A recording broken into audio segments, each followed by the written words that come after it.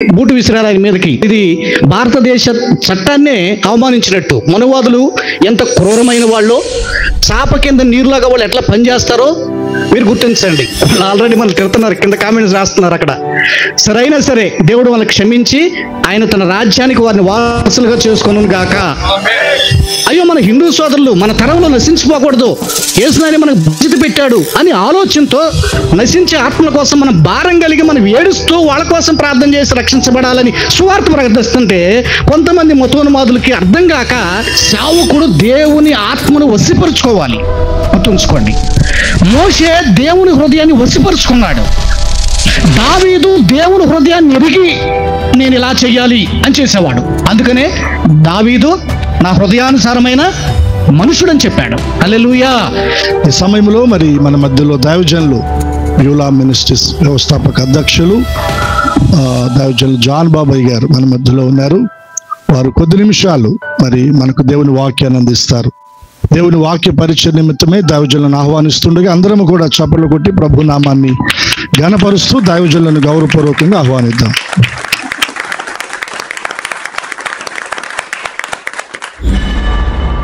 మరి మీ అందరికి కూడా క్రీస్తు యేసు నామములో ముందుగా నేను నా హృదయపూర్వకమైన వందనాలు పాస్టర్స్ గారికి, పాస్టమ్ గారికి, అందరికీ నేను మనస్ఫూర్తిగా వందనాలు తెలియజేసుకుంటున్నాను. మరి నిజం చెప్పాలంటే ఇక్కడ కూర్చున్నటువంటి వారంతా హెమహేమిలా కనబడుతున్నారు. నేను సుమారుగా 17-18 సంవత్సరాల వయసులో దేవుని సేవలోకి వచ్చానండి. యవనస్తుడిగా ఉన్నప్పుడు మారు మనసు పొందాను. ఇంటర్మీడియట్ అయిపోగానే తర్వాత దేవుని సేవ నిమిత్తం తెనాలి ప్రాంతానికి 23వ సంవత్సరం, మేబీ నా 23వ సంవత్సరంలో వివాహం అయిన తర్వాత తెనాలి ప్రాంతంలోకి రావడం జరిగింది. దాదాపుగా ఆ కాలంలో జె ప్రభుదాస్ గారు, ఆయన భూమి పుట్టక ముందు పుట్టాడు ఆయన. అంటే ఒక మాటలో చెప్పాలంటే ఆయన అనాది కాలం నుంచి ఆ ప్రాంతంలో చాలా చక్కని అద్భుతమైన పరిచర్య, వారి సతీమణి నా సొంత అక్కలాగా నేను ప్రేమిస్తూ ఉండేవాడిని. అట్లాగే ఆవిడ కూడా నన్ను సొంత తమ్ముళ్లాగా ప్రేమించి, నాకు ఆమ్లెట్ అంటే చాలా ఇష్టం. దాదాపుగా నేను ఎప్పుడు వెళ్ళినా అక్క నా కోసం స్పెషల్గా ఆమ్లెట్ వేసి పెట్టి, తర్వాత చాలా దైవికమైన విషయాలు, మేము దర్శనాలు, దేవుని వాక్యాల గురించి చర్చించుకుంటూ ఉండేవాళ్ళం. అండ్ ఆల్సో మరి ఇక్కడ ఉన్నటువంటి బ్రదర్ అయితే నాకు కొంచెం కొత్తగా ఉన్నారు, కానీ అంకుల్ ఉన్నారు. ఆయన కూడా ఆయన డ్యూటీ కంప్లీట్ అయిన తర్వాత అద్భుతమైన దేవుని పరిచర్య చేస్తున్నారు. లోదర్ గారు వారు మాస్టర్గా చేసినట్టుగా ఉన్నారు. మాస్టర్ గారు కదండి. అంటే మా మిస్సెస్కి ఎక్కువ వారి పరిచయం అండి. వారి పాప మా మిస్సెస్ దాదాపుగా ఈక్వల్ అనమాట. అండ్ ఆల్సో ఇక రమేష్ అంటే చిన్నాడేలండి. ఇక్కడ బ్రదర్ కూడా ఉన్నాడు, చిట్టిబాబు గారా? Okay, right. Baptist church Chittibabu గారు, మీ పేరు విన్నాను సార్. అమ్మాయి చెప్పింది పాటలు చక్కగా పాడుతుంది మీ చర్చిలో. ఇకపోతే చివరిగా ఒక ఆయన మాత్రం చెప్పకుండా ముందుకెళ్ళలేం కదండి. ఈయన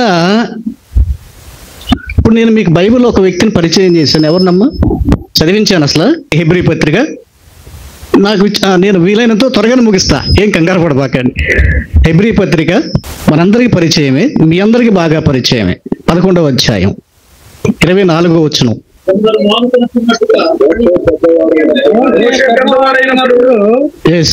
విశ్వాసమును బట్టి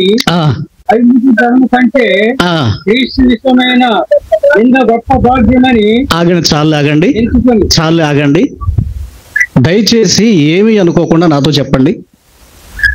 మోషే పెద్దవాడైనప్పుడు, మనందరమే పిల్లలమే యేసయ్య దగ్గర, డోంట్ మైండ్, ఏమనుకోబోకండి. మోషే పెద్దవాడైనప్పుడు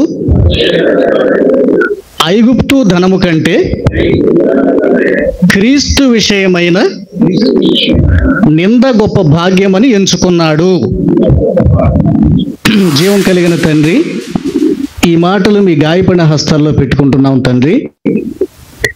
ఈ మాటలు నాయనా మీ చేతుల్లో ఆ చిన్న రొట్టెలు, ఆ కొద్ది చేపలు పెట్టినప్పుడు మీరు విరిచి వడ్డించారు నాయన. విస్తారమైన ప్రజలు తిని తృప్తి చెందారు. ఇంకా మిగిలిపోయినాయి తండ్రి. Thank you lord, thank you Jesus. ఈ సమయంలో ఈ చిన్న మాటలు మీ గాయపడిన హస్తాల్లో పెట్టుకుంటున్నాం. మీరు విరిచి మాకు వడ్డించి మాకు బోధించి మేము తృప్తి చెందేటట్లుగా చేయండి. రూతమ్మ తిని తృప్తి చెందింది, ఇంటికి కూడా మోసుకొని తీసుకొని వెళ్ళింది నాయన. అలాగున ఈ వాక్యం అనే పేలాలు మేమందరం తిని తృప్తి చెంది వీటిని ఇంకా మోసుకొని ఇంటికి తీసుకువెళ్ళి ఇంటి దగ్గర ఉన్న వారికి కూడా పంచే కృప దయచేయండి. యేసయ్యలో అడుగుచున్నాను తండ్రి, ఆమేన్. ఎవరైనా అందరికి అర్థమైందా? మోషే. సరే, మోజెస్ అంటారు. ఈ పేరు ఇశ్రాయేలీలకు సంబంధించిందా? First question. ఎస్, చాలా మందికి ఈ విషయం తెలియదు. ఈ పేరు ఇశ్రాయేలీయులకు సంబంధించింది కాదు. ఐగుప్తు ప్రాంతానికి సంబంధించిన రాజుగారు, ఆ ఇంటివారు మోషేకి మోజెస్ అని పేరు పెట్టారు. విచిత్రం ఏంటంటే, పేరు ప్రస్తావన ఎందుకు చేస్తానంటే,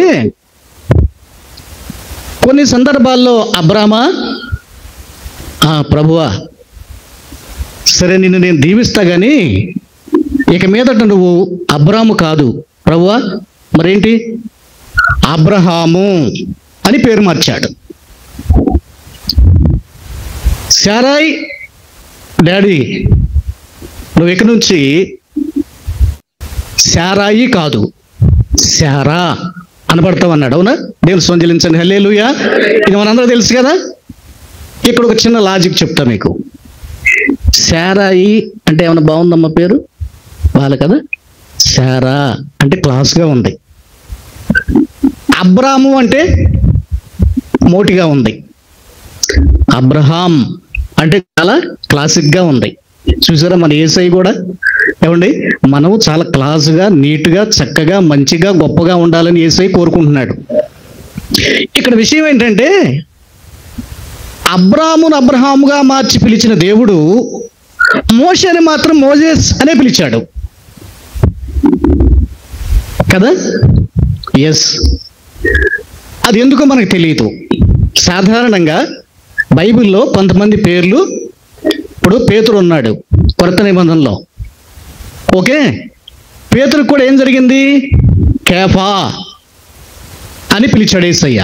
కొంతమందికి కొన్ని సందర్భాల్లో పేర్లు మార్చి దేవుడే ఏర్పాటు చేశాడు, పిలిచాడు. కొంతమందిని మనకు పరిచయం, దానియేలు, షడ్రకు, మేషకు, వీళ్ళు కూడా ఈ పేర్లు కూడా ఎక్కడయ్యి?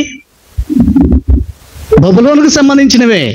కానీ అదే పేరుతో దేవుడు పిలిచాడు మళ్ళీ. దానియేలా, నీవు ప్రియుడవు, నాకు ఇష్టమైన వాడివి అని చెప్పాడు. కొంతమంది పేర్లు మార్చబడ్డాయి. చెప్పండి, కొంతమంది పేర్లు అలాగే ఉన్నాయి. ఒకటి, సో క్రీస్తుని నమ్మిన తర్వాత మ్యాక్సిమం సేవకులైన వారు, విశ్వాసులకి తప్పనిసరిగా మారు మనసు పొంది బాప్తిసం పొందితే పేరు మార్చి పెట్టాలి. రూల్ నెంబర్ 1, ఖచ్చితంగా పెట్టండి. అయితే ఒకవేళ రెండింటికి కనెక్ట్ అయి ఉంటుంది ఒక్కొక్కసారి, అంటే క్రిస్టియానిటీ అనేది కాకపోయినా సోషల్గా పెట్టే పేర్లు కూడా కొన్ని మ్యాక్సిమం కలుస్తాయి. ఒకవేళ అట్లాంటివి వదిలేసిన మ్యాక్సిమం మారు మనసు పొందాక ఆ వ్యక్తి ఇష్టపడితే, కోరుకుంటే బాప్తిసం ఇవ్వండి.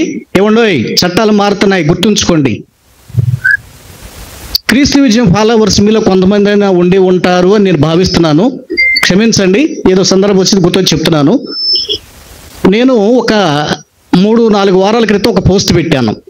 చాలా ఇంపార్టెంట్ పోస్ట్, మీకు అందరికి కూడా ఇప్పుడు అవసరం. ఎందుకు నాకు ప్రభు గుర్తు చేస్తున్నా. పోస్ట్ సారాంశం ఏంటంటే, సుప్రీంకోర్టు నుండి మన భారతదేశ CJI, chief justice in India, ఒక ఆర్డర్ పాస్ చేశారు, ఒక బిల్లు పాస్ చేశారు. ఏం పాస్ చేశారంటే, ఇప్పటికే భారతదేశంలో 11 రాష్ట్రాల్లో యాంటీ కన్వర్షన్ బిల్ అమల్లోకి వచ్చింది. కొన్ని రాష్ట్రాల్లో బాగా యాక్టివ్గా ఉంది, కొన్ని రాష్ట్రాల్లో అట్లా నామినల్గా ఉంది. యాంటీ కన్వర్షన్ బిల్ అంటే ఏంటి తెలుసమ్మా? తెలియదా? మీలో కొంతమంది తెలియకపోవచ్చు. మత మార్పిడి చట్టం, దీనికి వాళ్ళు ఇంకా ఏం తగిలించారంటే ఫోర్స్బుల్ యాంటీ కన్వర్షన్ బిల్ అన్నారు దీన్ని. అంటే బలవంతపు మత మార్పిడి చట్టం అని 11 రాష్ట్రాల్లో చేశారు. ఇప్పుడు కనుక ఆ రాష్ట్రాల్లోకి వెళ్ళి మీరు ఎక్కడైనా సువార్త చెప్తే అరెస్ట్ చేస్తారు. బాప్తిస్తాలు ఇవ్వడానికి కూడా వీల్లేదు. వినండి, మేబీ సుప్రీంకోర్టు జడ్జి గారు, సిజేఐ గారు రూల్ పాస్ చేసి ఏం చెప్పారంటే 11 రాష్ట్రాల్లో మీరు యాంటీ కన్వర్షన్ బిల్ ఎందుకు పెట్టారు, 6 వారాల్లో మాకు రిప్లై ఇవ్వండి. దీని మీద చానాళ్ళుగా వాదోపవాదాలు జరుగుతున్నాయి కోర్టులో క్రైస్తవుల పక్షంగా ఎన్జిఓస్ అనేవాళ్ళు ఒక సంస్థ కోర్టులో వేసి ఈ చట్టాన్ని ఎత్తివేయాలి అని హైకోర్టు చుట్టూ తిరుగుతుంది. ఇప్పుడు ఈ కేసు అనేది సుప్రీంకోర్టుకు వచ్చింది. సుప్రీంకోర్టులో జస్టిస్ గవాయ్ గారు ఎందుకు తెలిసి ఉండాలి, ఎందుకంటే ఇప్పుడు ఈ మధ్య ఆయన బాగా పాపులర్ అయ్యాడు. ఆయన దళితుడు, ఆయన మీదకి చెప్పు విసిరారు, బూటు విసిరారు. ఎందుకంటే ఆయన మనోవాదాన్ని విమర్శ చేశాడని ఆయన ఇప్పుడు ఈ బిల్లును కూడా ఆపడానికి ట్రై చేస్తున్నాడు. వినండి, బూటు విసిరారు ఆయన మీదకి. అసలు ఇది భారతదేశ చట్టాన్నే అవమానించినట్టు. మనోవాదులు ఎంత క్రూరమైన వాళ్ళు, చాప కింద నీరులాగా వాళ్ళు ఎట్లా పనిచేస్తారో మీరు గుర్తించండి. ఆల్రెడీ నేను ఈ మాటలు కూడా ఎందుకు చెప్తున్నానంటే పాస్టర్ గారు అక్కడ కింద ఫాలో అవుతున్నారు, కొంతమంది ఫాలో అవుతూ ఒరే గొర్రెల్లారని తిడుతున్నారు. ఇప్పుడు మన లైవ్ చూస్తున్నారు కొంతమంది, వాళ్ళకి తెలియటం కోసం కూడా చెప్తున్నా.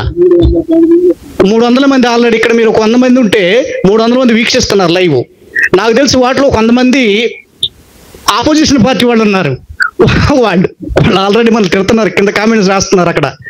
సరైనా సరే దేవుడు వాళ్ళకి క్షమించి ఆయన తన రాజ్యానికి వారిని వారసులుగా చేసుకొనును గాక. మంచిదండి. అయితే గవాయి గారి మీద చెప్పు విసిన వాడు ఒక కేకేసి ఆల్రెడీ వెంటనే అరెస్ట్ చేశారు. పట్టుకున్నారు, అక్కడ పట్టుకొని లాక్కెళ్తుంటే ఒక అరిశాడు. 71 సంవత్సరాలు అతనికి. అయినా చూడండి ఎంత మతోన్మాదము. ఏమరిచాడంటే, నువ్వు మా మనువాదాన్ని అవమానించావు, అందుకే నేను బూటు విసిరంటూ కేకేశాడు. ఏం చేశాడంట? మనువాదాన్ని విమర్శించాడంట. అంటే జరిగింది ఏంటంటే, గత కొద్ది రోజుల క్రితం ఒక విష్ణుమూర్తి విగ్రహం అనేటువంటిది, ఒక 7 అడుగుల విగ్రహం, చాలా పెద్దది, కాస్ట్లీ. ఆ విగ్రహం తల విరిగిపోయింది. దానికి సంబంధించి ఏదో ఒక కేసు జరుగుతుంది. ఆ విషయంలో సుప్రీంకోర్టు కలుగు చేసుకొని మాకు న్యాయం తీర్చి మళ్ళా దాన్ని కొత్తగా చేయటానికి కావాలని కోర్టుకి వెళ్తున్నారు వీళ్ళు, ఈ మనువాదులు. అప్పుడు గవాయి గారు ఏం చెప్పాడంటే, అరే బాబా, అసలు ఇది నా పరిధికి సంబంధించిన విషయం కాదు ఇది. సరే మీరు ఏమంటున్నారు, ఆయన లార్డ్ విష్ణు అని పిలుస్తున్నారు, ఆయన మీద మీకు నమ్మకం ఉందా? మాకు బాగా నమ్మకం ఉంది అంటున్నారు. మరి ఆ లార్డ్ విష్ణు దగ్గరికి వెళ్ళి ప్రార్థన చేయండి, ఆయన మీకు సహాయం చేస్తాడన్నాడు. అందుకు వాళ్ళ కడుపులో మండింది. ఇది ఎట్లా ఉందంటే, మీకు వెంటనే మీకు ఏలియా గుర్తు రావాలి. క్షమించండి, ఎవరు కట్లు పేర్చిన ఆయన ఎవరైనా? ఎలీషా కాదండి, ఏలియా కదండి, ఏలియా గారే, ఎలీషా కాదు. బయలారా అంటే వద్దనాడేమో పూజ చేయండి, నిద్రపోతున్నాడేమో అరవండి, బాగా కొట్టుకోండి అని నవ్వినట్టుగా మనకి బైబిల్లో చూస్తాం. సేమ్ ఆ సిచ్యువేషన్ అనమాట. ఆయనకి తెలియకుండా, అండ్ మళ్ళీ క్రిస్టియన్ కాదండి ఆయన. ఇది నోట్ దిస్ పాయింట్. దళితుడు ఆయన, క్రిస్టియానిటీ కాదు ఆయన, బౌద్ధిజాన్ని అనుసరిస్తాడు ఆయన. అయితే ఆయన మంచి మాట చెప్పాడు, అది వీళ్ళ కడుపులో మండింది, అందుకని షూ విసిరారు. సరే, ఈ సంగతి అట్లా పెట్టండి. ఇకపోతే యాంటీ కన్వర్షన్ బిల్లుకు 6 వారాలు టైం ఉంది. అంటే ఇప్పుడు ఆల్రెడీ 4 వారాలు అయిపోయింది నాకు తెలిసి, ఇంకొక 2 వారాలు ఉంది. ప్రార్థన చేస్తారని చెప్తున్నా. మళ్ళీ నేను వీడియో పోస్ట్ చేశాను, కొన్ని వేల మంది చూశారు. మరి డైలీ ప్రార్థన చేయమని చెప్పాను. దాని సారాంశం ఏంటంటే, 2 వారాల్లో దీని మీద రిజల్ట్ ఇవ్వబోతున్నాడు సుప్రీంకోర్టు గవాయి గారితో కలిసి వినోద్ గారని వీళ్ళిద్దరూ న్యాయమూర్తులు దీని మీద తీర్పు ఇవ్వబోతున్నారు. ఏమని తీర్పు వస్తుంది? 2 విధాలుగా వచ్చే ఛాన్స్ ఉంది. ఒకటి, వీళ్ళు కరెక్ట్ రీజన్ చెప్పి మేము ఈ రీజన్తో పెట్టాం అని చెప్తే సరే ఓకే అంటాడు. ఓకే అన్నాడా, ఆంధ్రలో కూడా వస్తుంది. తెలంగాణలో రాదు, ఆంధ్రకు వచ్చేస్తుంది వెంటనే. ఏంటది? Anti conversion bill. ఉంచుకోండి. సరే, నేను యాక్చువల్గా వాకింగ్ చెప్పాలి, బట్ ఎందుకు మరి అనుకుంటా దాని వైపు వెళ్ళాం. ఇంకా 2 వారాలే టైం ఉంది. లేదనుకోండి, వాళ్ళకి నచ్చలేదనుకోండి, దానికి సరైన రీజన్స్ ప్రభుత్వాలు చెప్పలేదనుకోండి, అప్పుడు వాళ్ళు ఏం చేస్తారంటే యాంటీ కన్వర్షన్ బిల్ అసలు వద్దని కొట్టేస్తాడు. దేవునికి స్తోత్రం. 11 రాష్ట్రాల్లో కూడా ఎత్తేస్తారు. దేశం అంతా కూడా విచ్చలవిడిగా యేసయ్యని గురించి ప్రకటించవచ్చు. దేవునికి స్తోత్రం. హల్లెలూయా. అరే వీళ్ళు అర్థం చేసుకోవట్లేదు కానీ సార్, మన భారం వాళ్ళకి అర్థం కావట్లేదు సార్. మన ప్రేమ వాళ్ళు అర్థం చేసుకోలేకపోతున్నారు. మనకేం లాభమా? సువార్త ఎందుకు ప్రకటించాలండి? అసలు మనకెందుకు? మనం రక్షించబడ్డాం, హాయిగా పరలోకి వెళ్తాం. మన బాధ ఏంటి? మన సోదరులు, మన ఇంటి పక్కన వాళ్ళు, అయ్యో మన హిందూ సోదరులు మన తరంలో నశించిపోకూడదు, యేసునాయన మనకు బాధ్యత పెట్టాడు అని ఆలోచనతో నశించే ఆత్మల కోసం మనం భారం కలిగి మనం ఏడుస్తూ వాళ్ళ కోసం ప్రార్థన చేసి రక్షించబడాలని సువార్త ప్రకటిస్తుంటే, కొంతమంది మతోన్మాదులకి అర్థం కాక అయ్యో వీళ్ళ మతం ఎక్కువైపోతుంది, క్రైస్తవులు ఎక్కువైపోతున్నారని భయం పట్టుకొని, ఏమండి మీకు తెలుసు లేదు, ప్రపంచంలో నెంబర్ 1 స్థానంలో ఉంది ఏంటి తెలుసా? క్రైస్తవ్యం. సెకండ్ స్థానంలో ఉంది ఏంటి తెలుసా? ఇస్లాం. థర్డ్ స్థానంలో ఉంది ఏంటో తెలుసా? ఇక్కడే మీరు పప్పులో కాలేయకండి. హిందుత్వం కాదు, నాస్తికులు. అసలు ఏ దేవుడు లేరనే వాడు 3వ స్థానంలో ఉన్నారు. హిందుత్వం 4వ స్థానంలో ఉంది. దినదినము క్రిస్టియానిటీ అనేటువంటిది వరల్డ్ వైడ్ గా పెరుగుతూనే వెళుతుంది. దేవుని స్తోత్రం. హల్లెలూయా. ఎవరు ఎన్ని అడ్డుకట్టలు వేసినా, అడ్డుబండలు వేసినా, ఏమండి అరిచేతిని అడ్డం పెట్టి సూర్యుని ఆపగలమా? ఈ పిచ్చోళ్ళకి తెలియట్లా. అరే ఆయన సృష్టికర్తరా బాబు, నీలాంటి వాళ్ళు ఇలాంటి వాళ్ళు ఇంతమంది పుట్టుకొచ్చారు, ఇప్పటికి కాలగర్భంలో కలిసిపోయారు. ఎవరు కూడా ఈ సువార్తను ఆపడానికి కుదరదు. Never. Impossible.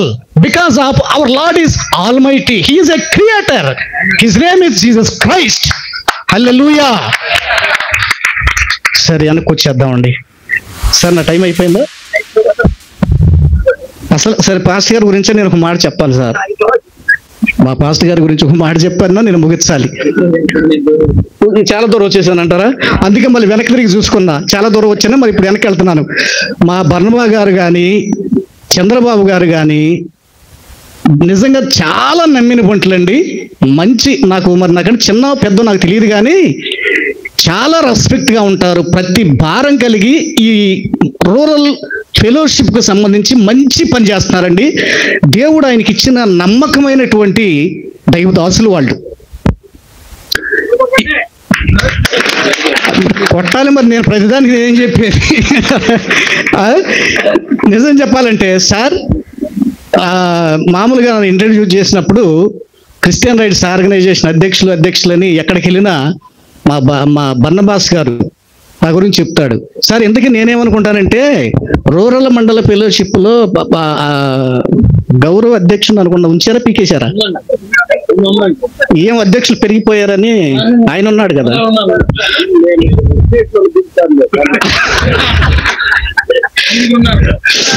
Okay, thank you. ఎందుకనంటే నేను అప్పుడప్పుడు సందర్భం వచ్చిన వీడియోల్లో మీరు చెప్తున్నారు సార్, మరి రైటర్ రాగవుతానని.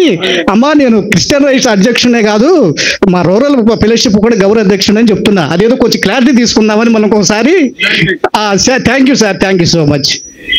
భాను గారు నేను చూశానండి ఇక్కడికి వచ్చి, దాదాపు తెనాలి ప్రాంతం కాదు మాది, తెనాలి ప్రాంతానికి వచ్చాక ప్రస్తుత పరిచయం చేస్తున్నటువంటి వారిలో నేను కొంతమంది అబ్జర్వ్ చేసుకుంటూ వచ్చాను. దాదాపుగా ఒక 25 ఏళ్ల నుంచి పరిచర్య అబ్జర్వ్ చేసుకుంటూ వస్తున్నానండి. బైబిల్లో మోషే ఆ కాలానికి ఎట్లా ఏర్పాటు చేయబడ్డాడో, నన్ను క్షమించండి, తప్పుగా భావించబాకండి, ఏదో నేను ఆయన ముందు పొగుడుతున్నాను అనుకోబాకండి.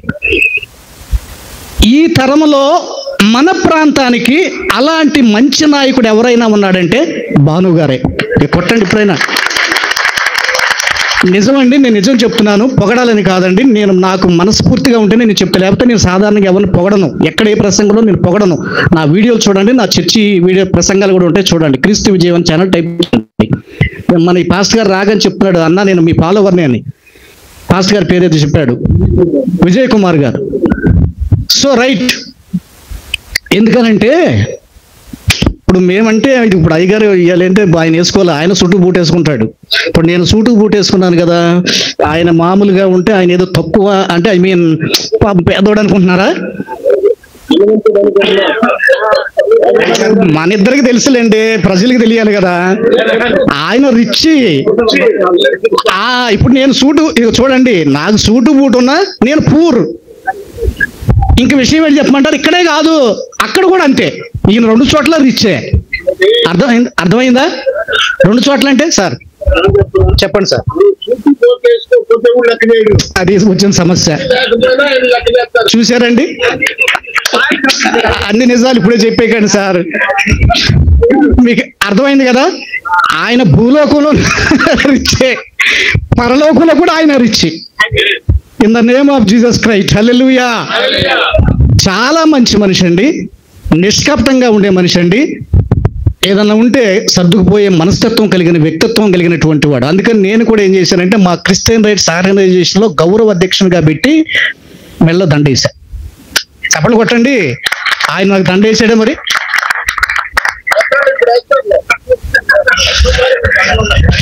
దేవుడు సర్జలించండి, హల్లెలూయా. రైట్, బ్యాక్ వచ్చేద్దాం. ఇంకొక మాట మీకు గుర్తు చేస్తా. మోషే ఎవరు? ఏమంటారా? సేవకుడు. చెప్పండి, మోషే ఎవరు? సర్వెంట్. సేవకుల్లో 2 రకాలు ఉంటారు. ఓకే, ఏంటి? 2 రకాలు ఉంటారు. సేవకుల్లో 2 రకాలు ఉంటారు. సాధారణంగా సేవకులు అనేటువంటి వాళ్ళు మామూలుగా యజమానికి నమ్మకంగా ఉంటూ పని చేస్తారు, తమ పని ఏదో డ్యూటీ ఏదో చేసుకుంటారు. వాడు సేవకుడు. కానీ మనం ఎవరమే?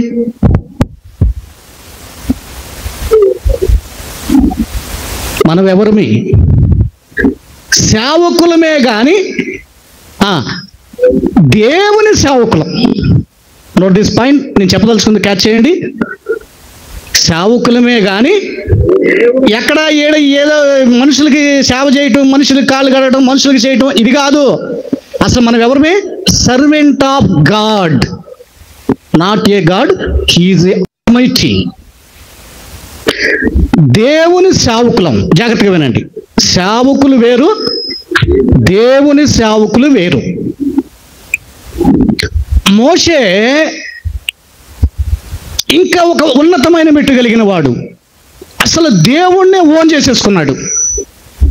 అసలు మోషే, నేను చాలా విషయాలు చెప్పాలి అంటే నేనేం రాసుకోలేదండి, నా ఎక్స్పీరియన్సెస్ కొన్ని పంచుకోవాలనుకున్నాను. కానీ మోషే ఎంత అందుకే మోషే దేవుడు ఎంచుకున్నాడండి. మోషే ఎంత జ్ఞానం కలిగిన వాడంటే, అబ్బాయి మోషేకి ఒక డౌట్ వచ్చింది. ఏం డౌట్ వచ్చిందంటే, ప్రభు ఇంతకీ నువ్వు ఇంత మాట్లాడుతున్నావు, ఇంత చేస్తున్నావు, అసలు నీ పేరేంటి అడగాలనుకున్నా అంట. మోషే ఏమనుకున్నాడంట? అప్పటికే పేరు తెలుసా మోషేకి? మీకు ఒక సంగతి తెలుసా?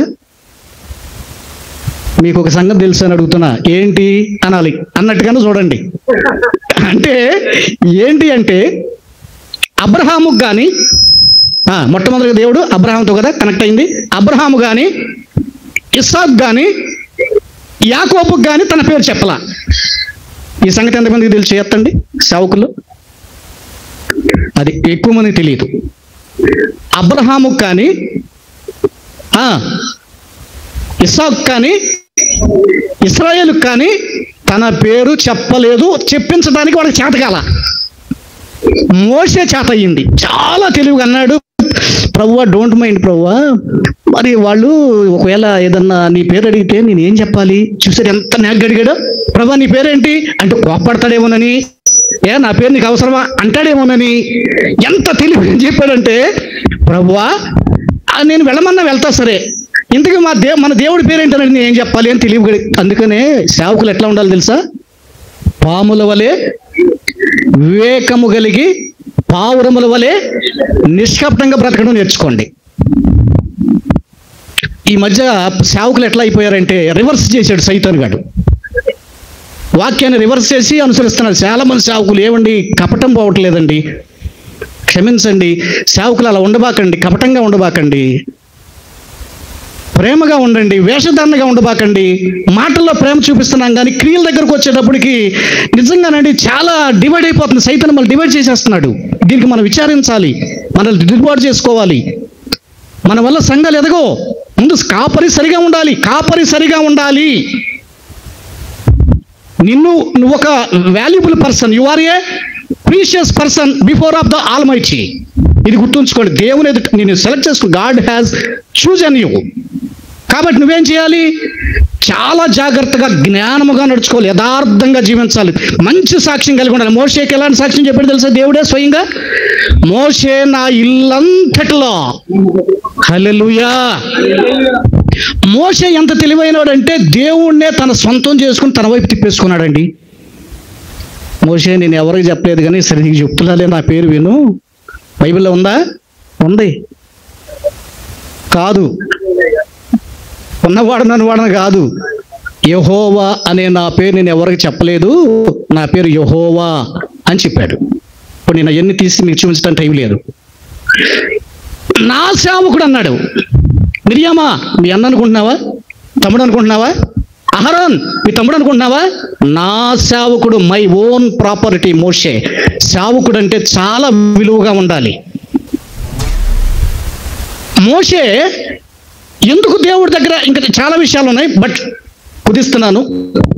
మోషే దేవుని మనసును వశపరుచుకున్నాడు. మనకి పరగతలు చూస్తాము, నీవు ఒక్క చూపుతో నీవు నన్ను వశపరుచుకుంటివి అని. సేవకుడు దేవుని ఆత్మను వశపరుచుకోవాలి, గుర్తుంచుకోండి.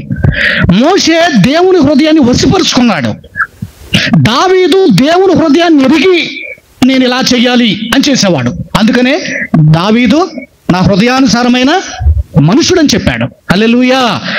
మోషే అసలు చదివించిన పాటలో క్రీస్తు విషయమైన నింద గొప్ప భాగ్యమని ఎంచుకున్నాడంట. భాగ్యం అంటే ఏంటి? ఈ ఒక్క మాట ఎక్స్ప్లెయిన్ చేసి ఏం దహ నుంచి అంటున్నాడు ముగితా అని ముగిసిలే అనుకుంటున్నారు వెనక కూర్చున్న వాళ్ళు. భాగ్యం అంటే ఏంటి?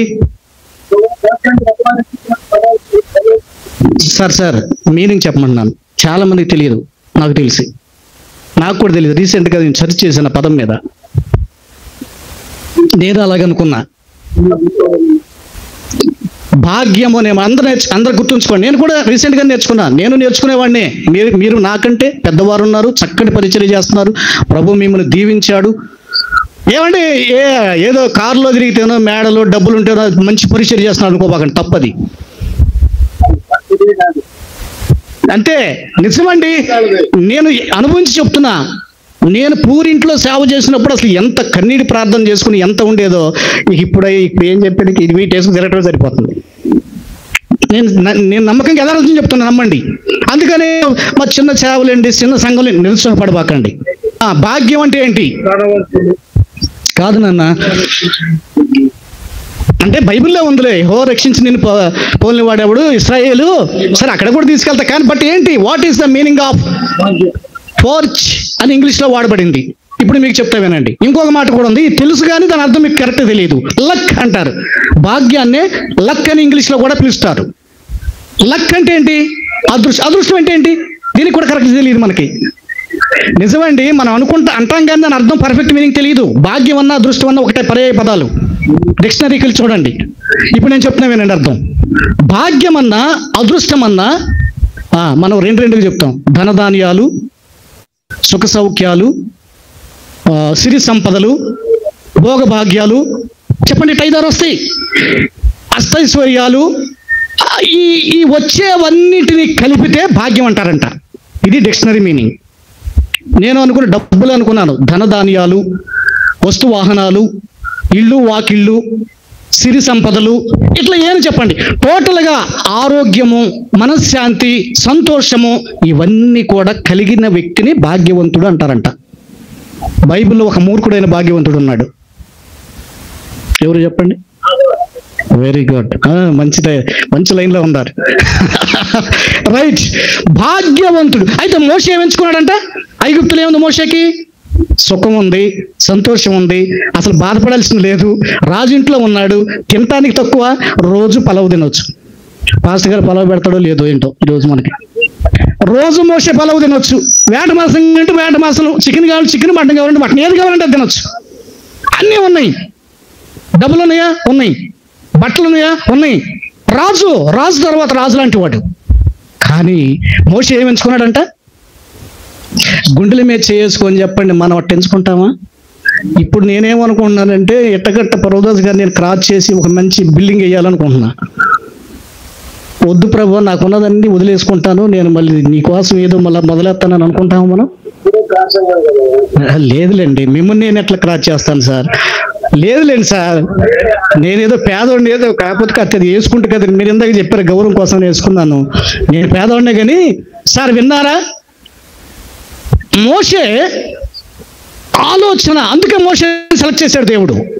మోషే హెబ్రీ గ్రంథం ఉంది కదండి, అది ఎట్టగండి అనుకుంటారా? లేదు, మోషే ఆలోచన పరిశుద్ధాత్మ మనకు తెలియటానికి హెబ్రీ పత్రికలో చెప్పింది. మీకు అర్థమైందా? ఎందుకు చెప్పింది? మోషే అసలు ఎలాంటి గుణం కలిగిన వాడంటే, దేవుని కోసము తిట్టులు తిన్న, నింద బూతులు ఆడించుకున్న, ఇప్పుడు అందరూ బూతులు తిడుతున్నారు, కామెంట్ల ద్వారా చూసారా, నింద, అవమానం, కష్టము, బాధ, తిండి లేకపోవటం అయినా పర్వాలనుకున్నాడంటండి. అందుకు దేవుడు మోషేని ఎంచుకున్నాడు. దేవుని స్తోత్రించండి, హల్లెలూయా. మీరు గనక సంఖ్యాకాండం 12వ అధ్యాయంలోకి వచ్చి 24, 25 వచనాల దగ్గరకు వస్తే, అక్కడ దేవుడు గంట కొట్టినట్టు చెప్పాడు, నా సేవకుడైన, ఒక్క మాట కూడా చదివేసేయండి. నా ఇంటి అంతటిలో నమ్మకమైన వాడు,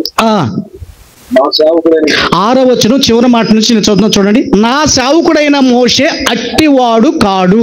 నోట్ దిస్ పాయింట్, సేవకులందరూ కూడా.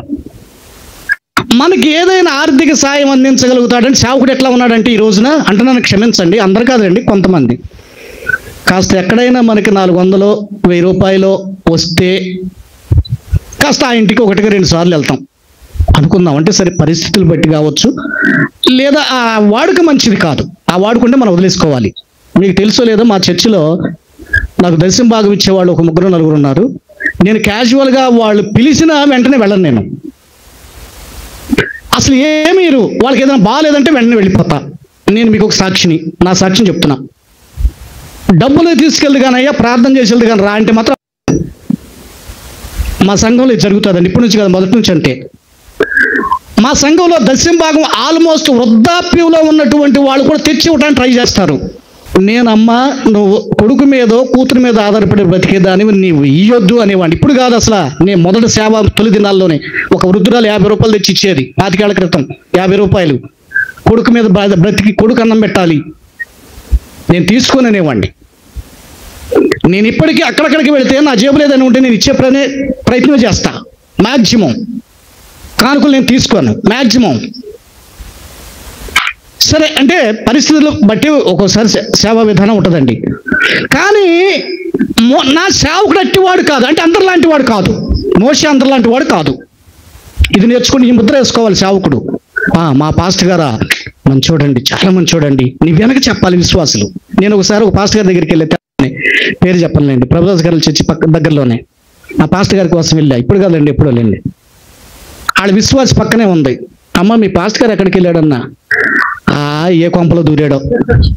అరే నిజంగా ఇదే ఉందండి. మీకు అర్థమైపోయి ఉంటుంది వ్యక్తి ఎవరు అంటే. ఇది మరి బాధపడతా చెప్పాలో నవ్వాలక, ఏ కొంపలో దూరాడనండి. అరే ఇక్కడ ఇప్పుడు ఆమె తప్పే పట్టద్దు, మన వైపు కూడా ఎట్లా విశ్వాసుల ముందు నీ గౌరవాన్ని కాపాడుకోవాలి. గౌరవాన్ని కాపాడుకోవాలి. ఒకనొక సందర్భంలో ఒక పాస్టర్గా లేకపోతే దేవుని వాక్యం చెప్పడానికి వెళ్ళే వ్యక్తి ఒక సందర్భంలో సడన్గా నేను ఒక ఇంట్లోకి వెళ్తే, ఆ ఇంట్లో వాళ్ళు మా విశ్వాసులండి, తెనాల్లో ఉంటారులేండి, ఏదో వాక్య పరిచయం చేయడానికి ఏదో ఒక సోదరుడు వెళ్ళాడు. నేను ఎందుకు అనుకోకుండా అదేంటికి నేను విజిట్ చేయడానికి వెళ్ళా. నేను వెళ్ళేసరికి ఆ వాక్యం చెప్పాను, వాక్యం చెప్పడం పక్కన పెట్టి వాళ్ళకి మాసం కొరకు వస్తున్నాడు. నేను చూసినయే చెప్తున్నాను సార్. ఇదేంటండి అంటే ఇదేంటి ఆ పాస్టర్ గారు ఏంటి ఆయన చేత ఇదంటే, అయ్యా నేను అది అంటుకోను, తెచ్చుకోండి అంటే నేను కోసి పెడతాను అన్నాడు. కొంచెం ఆయన కూడా అన్నం తిని వెళ్తాడని అసలు ఇదేం పద్ధతి అండి?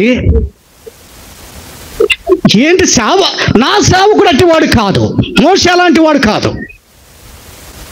మోషే అలాంటి వాడు కాడు. నా సేవకుడు నమ్మకస్తుడు, దీనమైన మనసు కలిగిన వాడు.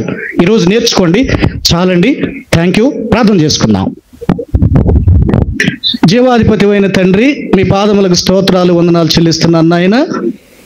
ఈ మాటలను మా అందరి హృదయాల్లో విరిచి ఆస్వాదించండి. యేసయ్యలో అడుగుచున్నాను తండ్రి, amen. Thank you to all. గట్టిగా కొడదాం చప్పట్లు.